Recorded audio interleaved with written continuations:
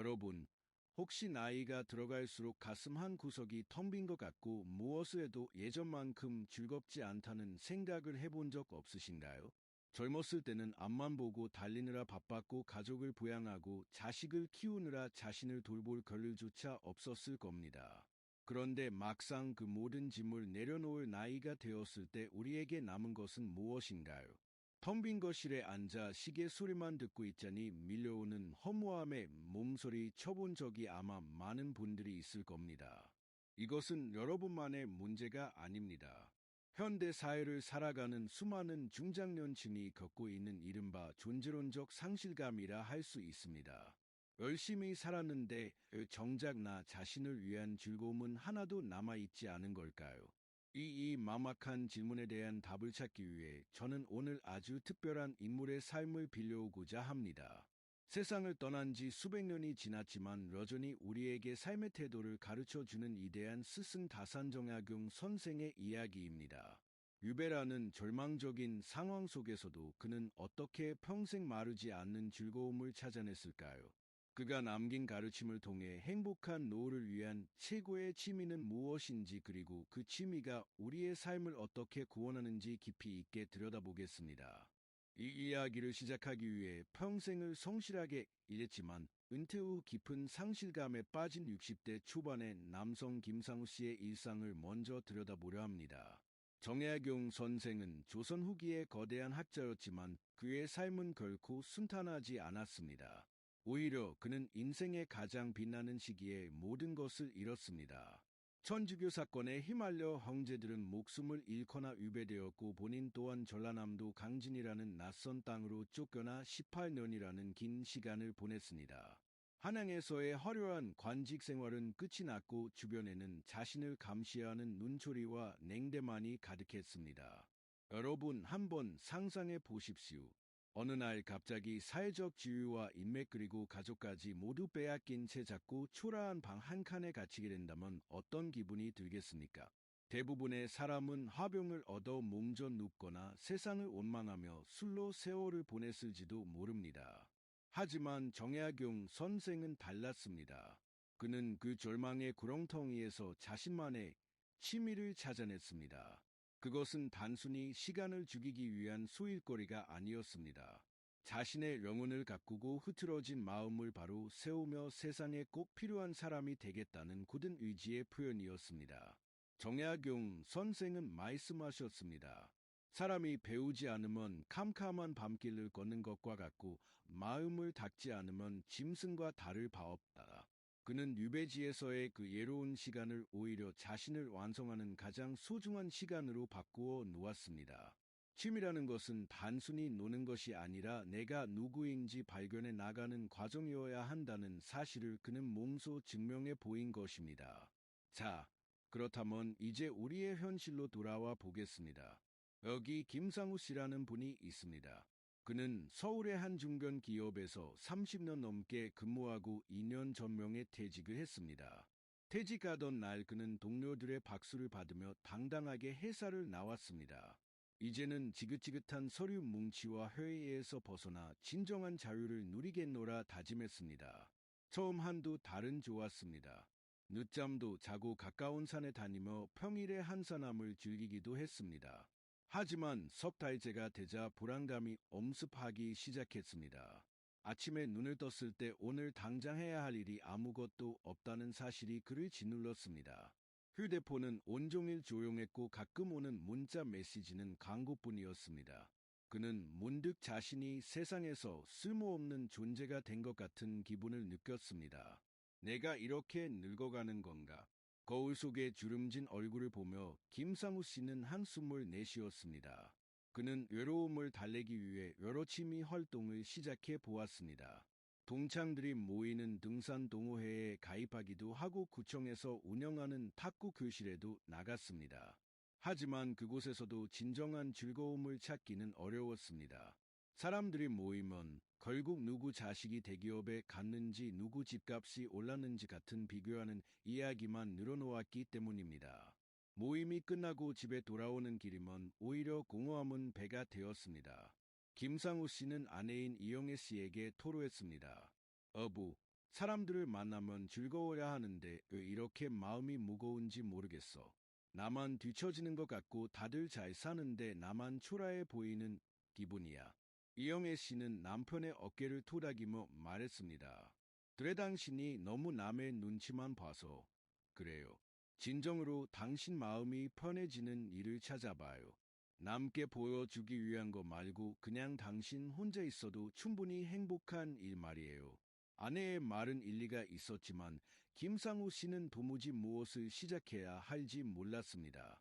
평생을 남을 위해 회사를 위해 살아온 그에게 자신만을 위한 즐거움이란 낯설기만 한 개념이었습니다.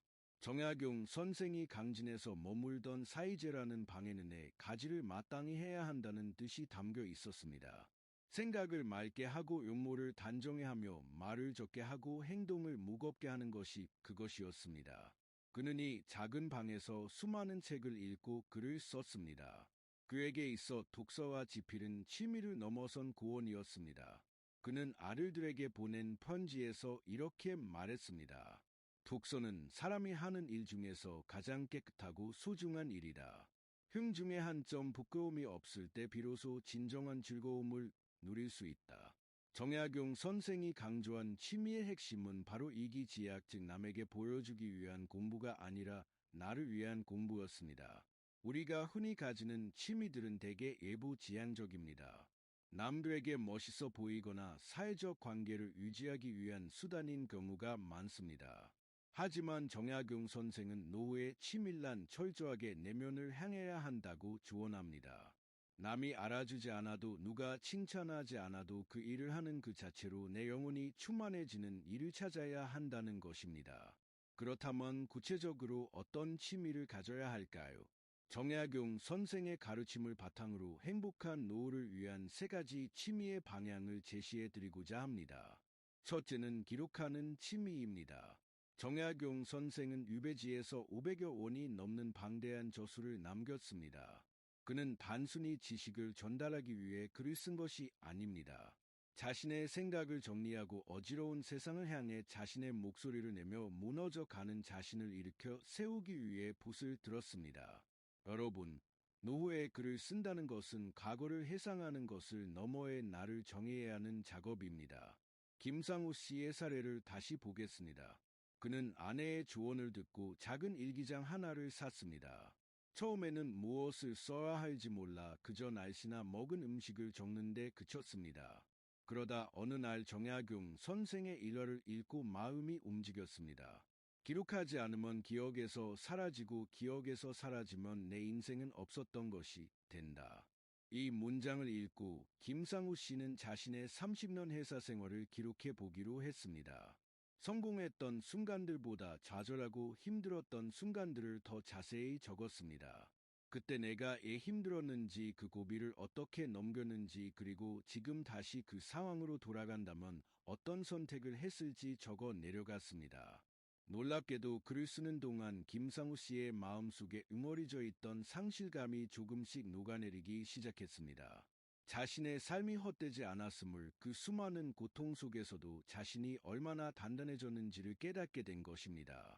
글 쓰기는 거창한 소설을 쓰는 것이 아닙니다.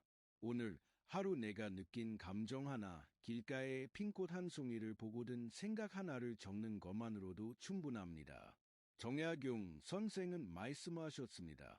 붓을 들면 잡음이 사라지고 종이 위에 내 마음을 놓으면 비로소 평화가 찾아온다. 기록은 나를 객관적으로 바라보게 해주는 거울이며 외로움을 달래주는 가장 충실한 친구가 되어줍니다. 둘째는 배우고 익히는 취미입니다. 정약용 선생은 유배지에서도 끊임없이 책을 읽었습니다. 그는 책을 읽을 때 그냥 눈으로만 하는 것이 아니라 핵심 내용을 뽑아 적고 자신의 의견을 덧붙이는 초서법을 사용했습니다.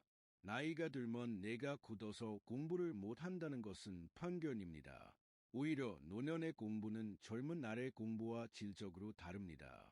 시험을 치기 위해서도 취업을 위해서도 아닌 오직 삶의 기쁨을 위해 하는 공부이기 때문입니다. 김상우 씨는 글쓰기를 시작하면서 자연스럽게 역사 공부에 관심을 두게 되었습니다. 정약용 선생의 삶을 더 깊이 알고 싶어 관련 서적을 찾아 읽기 시작한 것이 계기였습니다. 그는 도서관에 나가 역사를 공부하고 관련된 유적지를 직접 찾아다녔습니다. 등산 동호회에 나갈 때는 목적지인 정상에만 집착했지만 이제는 산길 옆에 세워진 비석 하나, 오래된 절터에 주춧돌 하나에도 눈길을 주게 되었습니다. 배움이 더해지자 세상이 달라 보였습니다. 아는 만큼 보인다는 말처럼 무심코 지나쳤던 풍경들이 저마다의 이야기를 들려주기 시작했습니다. 정약용 선생은 제자들에게 늘 강조했습니다. 배움에는 끝이 없고 죽는 그날까지 멈추지 말아야 한다. 머리가 나쁜 것을 탓하지 말고 깨움을 경계하라. 새로운 것을 배우는 행위는 우리 뇌에 신선한 자극을 주며 삶의 활력을 불어넣어 줍니다. 그것이 외국어든 악기 연주든 혹은 인문학 강의든 상관없습니다. 내가 어제보다 조금 더 나은 사람이 되고 있다는 느낌. 그 성취감이 노후의 우울함을 날려버리는 최고의 명약이 됩니다. 셋째는 자연과 교감하고 노동하는 취미입니다. 정약용 선생은 강진의 다산초당에 머물며 작은 연못을 파고 물고기를 길렀습니다. 또한 채소를 가꾸고 나무를 심으며 흙을 만지는 기쁨을 누렸습니다. 그는 자연은 인간에게 가장 큰 스승이며 흙은 정직하게 보답한다고 믿었습니다. 나이가 들수록 우리는 자연으로 돌아가야 합니다. 시멘트 건물 속에 갇혀 있으면 마음도 딱딱하게 굳어버리기 쉽습니다. 김상우 씨는 아파트 베란다에 작은 화분들을 들여놓기 시작했습니다. 처음에는 금방 죽어버릴까 봐 걱정했지만 정성을 들여 물을 주고 흙을 갈아주자 식물들은 새순을 키우며 보답했습니다. 작은 씨앗이 발아러 꽃을 피우는 과정을 지켜보며 김상우 씨는 생명의 경이로움을 느꼈습니다. 이 작은 식물도 이렇게 열심히 살아가는데 나라고 못할 게 있겠나. 흙을 만지는 작업은 잡염을 없애줍니다. 손끝에 닿는 흙의 감촉, 싱그러운 풀냄새, 그리고 땀방울이 맺힐 때의 그 개운함은 돈으로 살 수 없는 행복입니다. 정약용 선생은 노동의 가치를 높이 평가했습니다. 손발을 놀리지 않고 편안함만 찾으면 몸이 약해지고 마음이 흐려진다. 부지런히 움직여 몸을 수고롭게 하는 것이 건강의 으뜸이다. 텃밭을 가꾸는 것도 좋고 가까운 공원을 산책하며 나무의 이름을 외워보는 것도 좋습니다. 자연의 섭리에 순응하며 계절의 변화를 온몸으로 느끼는 것, 그것이야말로 정약용 선생이 실천했던 품격 있는 노후의 모습이었습니다. 여러분, 우리는 취미를 가져야 할까요? 단순히 심심해서일까요? 아닙니다. 취미는 무너져가는 내 삶의 중심을 잡기 위한 지지대입니다. 나이가 들면 사회적 역할이 사라지고 관계가 좁아지며 신체적 기능도 예전만 못하게 됩니다. 그때 우리를 버티게 해주는 것은 외부의 평가가 아니라 내 안에 쌓아 올린 단단한 즐거움의 성벽입니다. 정약용 선생은 유배지에서 그 성벽을 아주 높고 견고하게 쌓았습니다. 비록 몸은 갇혀 있었지만 그의 정신은 1000년 전에 성현들과 대화하고 100년 후의 후손들을 걱정하며 자유롭게 유용했습니다. 그가 외로움에 굴복하지 않고 500권의 저수를 남길 수 있었던 비결은 자신이 하는 일에 대한 확고한 믿음과 그 과정에서 얻는 순수한 즐거움 덕분이었습니다. 그는 말씀하셨습니다. 천하의 가장 즐거운 일은 내가 좋아하는 일을 하며 세월을 보내는 것이다.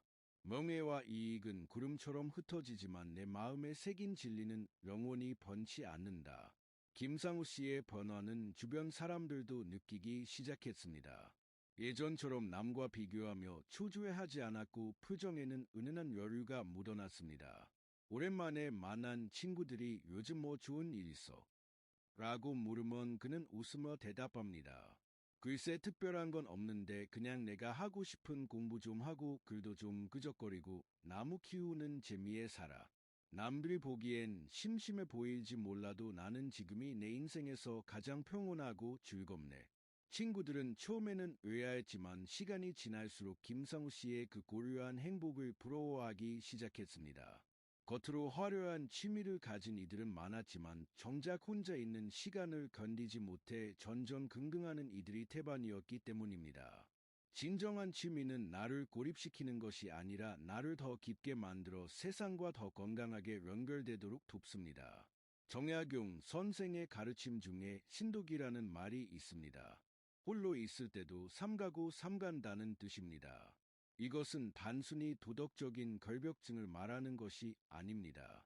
홀로 있는 시간을 어떻게 보내느냐가 그 사람의 인격과 행복을 결정한다는 의미입니다. 여러분, 노후의 시간은 축복일 수도 있고 저주일 수도 있습니다. 만약 여러분이 남의 눈에 비치는 나만을 신경 쓴다면 그 시간은 끝없는 비교와 열등감 속에서 말아갈 것입니다.